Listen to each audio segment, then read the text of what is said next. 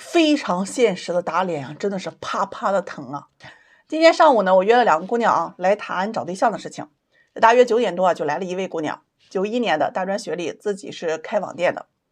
她本人说话也比较利索啊，直接开门见山呢。先说了自己的情况之后啊，就说这个择偶要求啊，想找这个88后的未婚，有车有房，这个不能有贷款，年收入20万以上的，长相也要合眼缘。听完呢，我就劝他呀，把这个年收入啊和房贷啊别要求卡得太严。这遇到差不多的男士啊，多了解一下人品和性格这一块。他呢也听劝，就说行啊。然后我就给他看了第一份男士资料啊，92年国企上班做机械销售的，这个年收入啊在15万左右，房子呢没有贷款，但是可能这个面积不算太大，在80个平方左右。姑娘看了资料之后啊，就有些犹豫了，说这个收入啊不算太高，房子还有点小。如果以后有了孩子呀，就太挤了。最后权衡了一下啊，就把这个男士给 pass 掉了。接着呢，我又给他筛选了第2位男士，90年的本科学历，自己是做房地产这个中介的，年收入啊虽然每年不太稳定，但保底也在20到30个 W 左右。这有车有房呢，也没有贷款，这个房子位置也挺好啊，面积也比较大。就是身高可能有点矮，也就170吧。我想着这个男士怎么也是比较合适的。但这个姑娘就跟我说呀，条件是挺符合的，但是这个个子太矮了，那我出门穿鞋啊就有170多了，这2人走在一起啊，确实不太般配。听完说实话，我的心里啊那个急呀，你们不知道我已经筛选了多少男士了。他最后跟我说呀，考虑了一下，要不算了吧，身高这一点啊是硬伤。说到这的时候已经快11点了，这约好的第2个姑娘人家已经来了，而且等了半个多小时。我就让这个姑娘呢先休息一会儿啊，看看资料库，然后呢我就去找第2个姑娘。这个姑娘是94年的，本科是一名会计，人说实话，人呢长了一张娃娃脸啊，特别显年轻。我刚过去啊，她就跟我说呀，姐，我刚才听到你说那位90年的男士啊，做房产中介的，可以介绍给我吗？我觉得男士整体条件啊就太优秀了，身高呢也挺好，我很想认识一下，但是又担心啊自己配不上。我就跟他说，我说没关系啊，等一会儿呢，我帮你联系男士看看。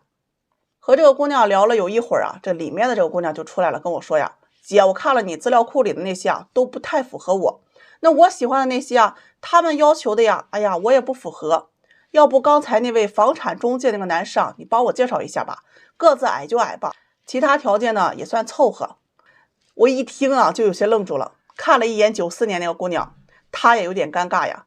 然后我就站起来就跟他们俩说呀，既然2位都想认识个男士，那我就帮你们确认一下男士的意愿。接着我就打电话呀联系了那个男士，按照先来后到，先介绍了91年的这个女士。男士回复我说呀，91年的这个姑娘年龄有点大，而且她还想找一个稳定上班的。在被拒绝之后呀，我就介绍了94年这位。男士听完呢就同意认识，于是现场呀是一家欢喜一家忧啊。94年的姑娘就很开心的谢了谢我，走了之后就等我给她这个见面通知。91年的这位姑娘脸色就很不好看，她看别人走了之后就跟我说啊，姐，你能不能帮我再跟刚才那个男士说说好话呀？这见面认识一下也行啊。你看我都放低要求了，我都不嫌弃他了，他怎么还挑我呢？听完呢，我又跟他又聊了有半个多小时啊。最后呢，女士就有些失落的走了。很多人找对象呀，其实是特别悲哀的，挑来挑去不愿意降低要求，最后才发现呀，被挑的人呢其实是自己。去年呢，我遇到了一位姑娘，92年的，普通本科大学毕业的，在这个私立学校当老师啊。她在最开始找我找对象的时候啊，跟我说呀，想找个人好的，有上进心就可以。于是我给她介绍了一位93年的男士，重点985大学毕业的，在事业单位上班，家庭条件呢不算很好。这个父母都是农村的，家里还有一个弟弟正在上大学。男士是靠自己打工读完了大学，毕业之后呢又考上了事业编，平常呢晚上还要去夜市摆摊卖点东西，从来不打游戏。就这样呢攒了几年钱呀，没和家里要1分钱就交了首付买了房子。介绍完之后这个男士追了这个姑娘3个月，在表白的时候呢，姑娘却说呀，男士没有上进心，就拒绝了。后来呢，这个姑娘在一次聚会上认识了一位男士，这位男士呢，高中没毕业就开始了混社会，常年是无所事事每个月的工作呢就是收租。因为呢，父亲早些年从商是赚下了不少银子给他置办了多套房产，每个月光靠收租啊就能够月入4到5万，每天除了打游戏就是找狐朋狗友喝酒吹牛逼。这个男士呢追了这个姑娘不到1个周，这个姑娘就跟他在一起了。不过呢两人谈了不到半年，男士啊就提出了分手。第2天呢就交了新的女朋友。前2天他来找我，非常难过的和我诉苦呀，自己付出了那么多却遭到了背叛，和我一顿是痛骂男士出轨不近人情。我问他呀为什么跟这种男人在一起，他说因为爱情。听到他说爱情这2个字啊，我笑了笑没有说话。我就问他呀，你来找我只是诉苦吗？他说想找对象。他呀想明白了，找对象结婚啊就得要找个靠谱一些的，说自己啊这大半年都浪费了。我就问他呀，你现在想找什么样的？他说呀，首先学历要高，985、211重点本科大学毕业的，海外留学回来的最好，这年收入啊不能低于20万，市中心啊有房子，最好是没有贷款的，家庭条件要良好，有上进心，有安全感。我听完呢就反问他，你最开始来找对象不是说只要人好有上进心就可以吗？他说对呀，上进心体现在他的能力上，他要有赚钱能力吧。上进心这个词啊，它比拜金可怕。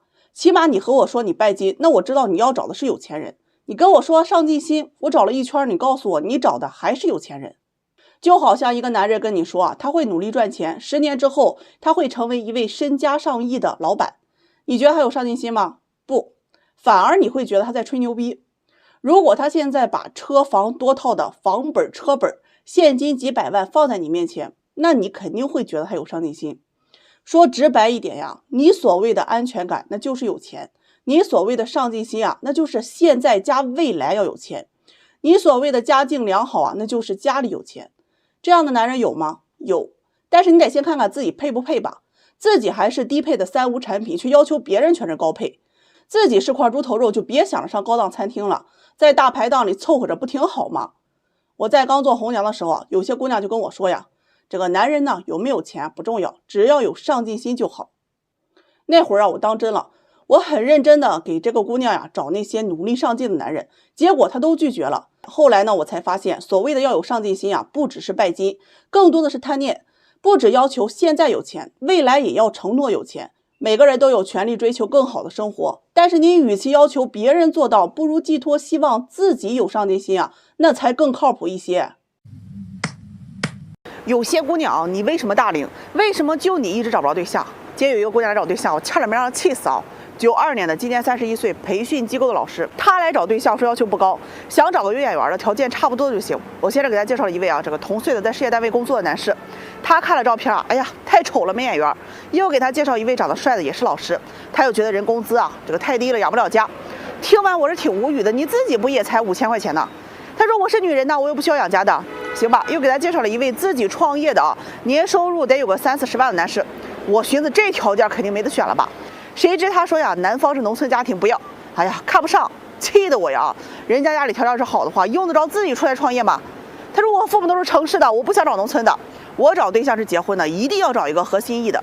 听得你是干着急啊！我问他，你说你没有要求，结果谁都看不上，你和我说说你具体要求吧，我也有个数。好家伙，他说要求不多，一下子列了好多条啊。身高不能低于180，身材匀称，长相的阳光帅气，有车有房，不能有贷款，而且有能力啊。年收入不能低于20万。这个男方爹妈有要求，城市退休人员，2人的退休工资还不能低于1万。哎呀，听完我都愣了，你拿我这当许愿池了吧？他说我这要求很正常吧？我说长得又帅啊，家庭条件还好，年收入还不低的男人，一堆女孩想认识吧？你凭什么觉得他会想找一个31岁没车没房，性格还很强势的姑娘呢？这姑娘跟我说，那我也不能找个长得丑的吧？啊，赚的还不多的，那我结婚图个啥？本来呢我就30多岁了，更应该把质量提高一些，家里亲戚都等着看笑话呢，我也不能丢了面子，一辈子也不是说能将就就能将就的。听得我是真没忍住，想跟那些大龄姑娘们说啊，你在找对象的时候，总是说我能不能找到更好的，或者嫌这个男的有什么缺点，说我找他我图什么呢？那我想问问你，别人找你他图什么呢？你找他图他有车有房，赚得多，可以养家，让你过好日子，对吧？人家也要图你年轻漂亮，性格好吧？